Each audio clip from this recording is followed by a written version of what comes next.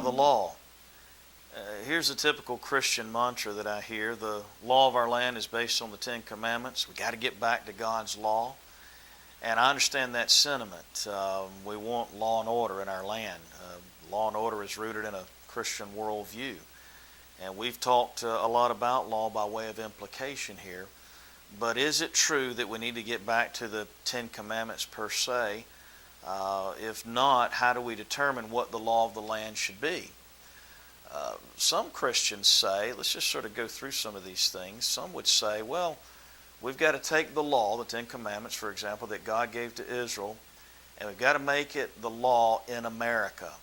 Well, I'm just going to go ahead and say from the outset, we really can't do that. The question is, why not?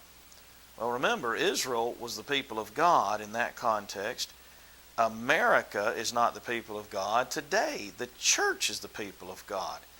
And God had a covenant with Israel that He doesn't have with America. And we've already talked about the fact that the church and America are two different things, and the church is a people within a people, and government therefore should be limited. And if government should be limited, then therefore, logically, the laws that government passes should be limited.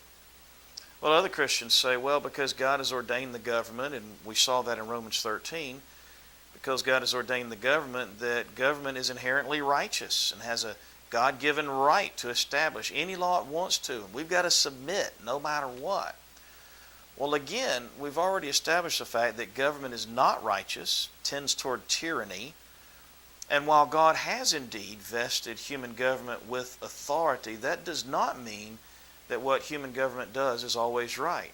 I mean, we've seen that Pharaoh persecuted the Israelites.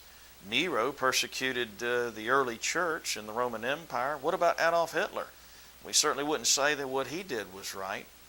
And as far as Christians submitting to the government no matter what, well, again, remember a couple of examples, even from the Bible. The Hebrew midwives, they were told to kill all the male children, the firstborn children. They disobeyed. God commended them for disobeying the government there.